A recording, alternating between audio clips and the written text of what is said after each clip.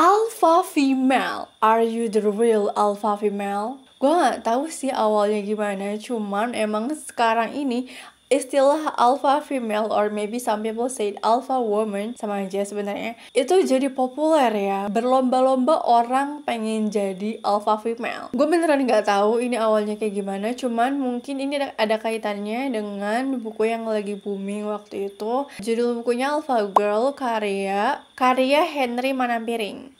Gue belum baca bukunya sih, cuman berniat untuk membaca buku itu, dan maybe kalau misalnya gue udah tamatin buku itu nanti kita review bareng-bareng, oke? Oke, so gimana sih sebenarnya karakteristik alpha female itu? Intro dulu ya.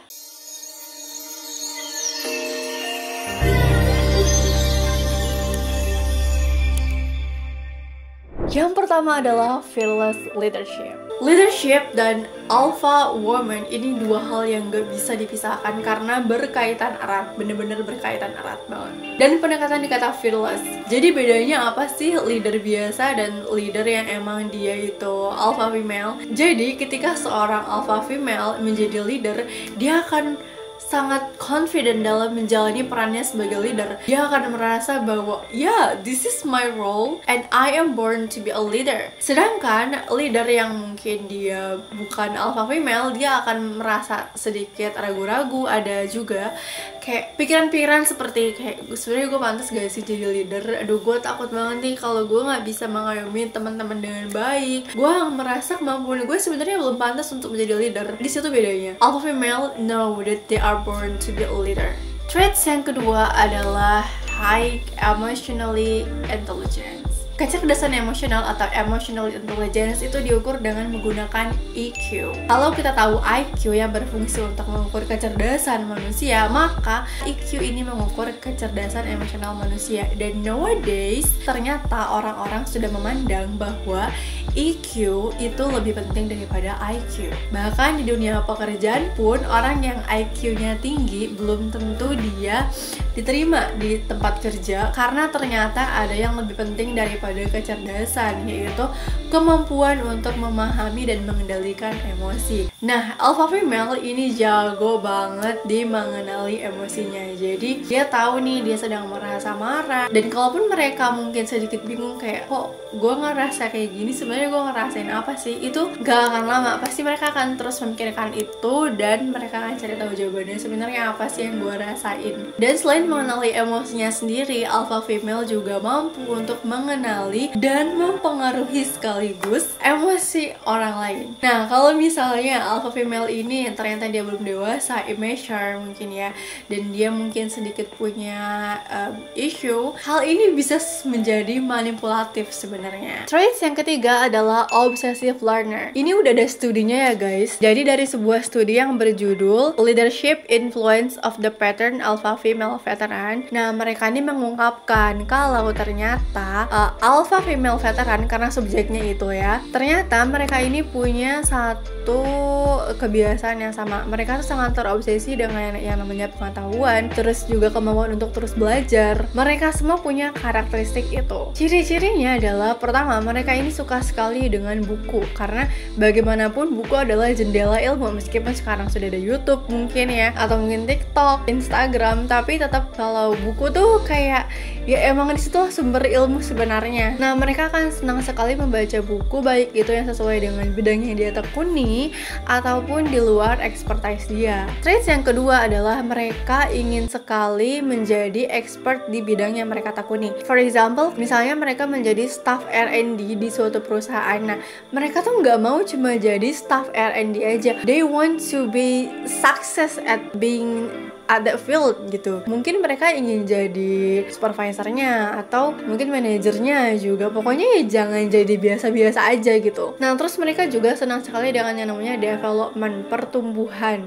Menjadi lebih baik setiap harinya itu penting sekali bagi alpha female. That's why mereka jadi aware dengan yang namanya self-development dan juga self-help books. Dan mungkin buku yang dia baca pun itu sebagian besarnya adalah self-development. Yang keempat, alpha female is strong. Ini juga udah ada studinya ya guys, dan bahkan si penelitinya pun gak nyangka akan mendapatkan hasil seperti itu. Jadi mereka terkejut karena ternyata alpha female itu kebanyakan memiliki fisik yang kuat. Jadi mereka physically strong dan mentally strong. Rata-rata orang yang dikategorikan sebagai alpha female itu mereka atletis, cukup atletis. Kalaupun bukan atlet, ya minimal mereka suka exercise gitu ya, dan mungkin punya tubuh yang sehat, yang kuat juga. Dan juga mereka bilang bahwa they are mentally strong also.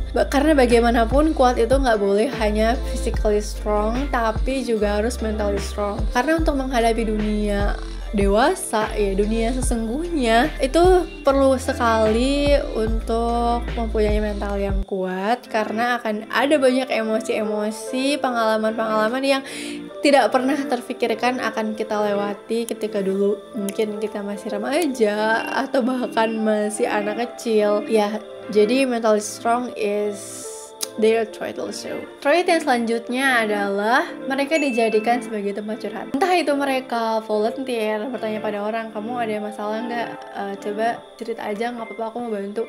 Atau mungkin orang lain yang mencari mereka dengan sendirinya, tapi bagaimana caranya mereka sering sekali dijadikan sebagai tempat curhat. Dan ini juga ada researchnya, kalau ternyata alpha female itu mereka akan merasakan kepuasan tersendiri setelah bisa menyelesaikan masalah orang lain. Gak harus menyelesaikan, tapi membantu menyelesaikan pun mereka sudah senang gitu. BTW kalau ada yang mau baca researchnya, langsung komen aja di bawah ya, nanti aku reply pakai linknya. Trait yang selanjutnya adalah highly ambitious. Kalau misalnya kamu menemukan anak-anak ambis di sekolah mungkin, atau kuliah, atau di tempat kerja, maybe they are alpha female, maybe not. Tapi alpha female itu memang selalu ambisius, karena mereka merasa harus ada sesuatu yang dikerjakan di hidup ini. Kalau misalnya hidup ngalir aja gitu kan, kayak okay, let's see what's happen, mereka akan merasa kayak kok gini sih, hidup gak punya tujuan. Untuk mencapai ambisinya itu, mereka nggak harus mengerjakannya sendiri, mereka juga biasanya mencari mentor. Jadi kayak mencari seseorang yang mungkin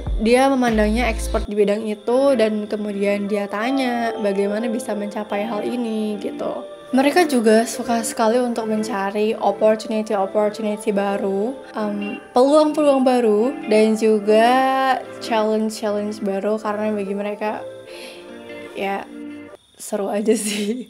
Trait yang terakhir ini adalah exceptional confidence. Jadi mereka punya self confidence yang benar-benar wow. Mereka sangat percaya dengan dirinya sendiri, sehingga mereka percaya bahwa mereka bisa mendapatkan apapun yang mereka mau. That energy, I like it. I really like it. Bahkan saking percaya dirinya dia mengkategorikan dirinya sendiri sebagai alpha female. Mereka sangat sadar bahwa I'm an alpha female. Dan rasa percaya dirinya ini pun yang menarik orang-orang untuk menjadikan dia leader kalau misalnya dia mendapatkan posisi itu dengan cara diangkat. Dan confidence is contagious. Jadi rasa percaya dirinya itu sangat menginspirasi orang-orang. Itu yang biasanya terjadi sih. Oke, jadi itu adalah 7 traits yang dimiliki oleh seorang alpha female. Jadi setelah penjabaran dari ketujuh hal itu, are you the real alpha female? Sebenarnya ada tesnya sih, kalau misalnya pengen benar-benar make sure. Dan mungkin aku akan coba untuk tes di episode selanjutnya.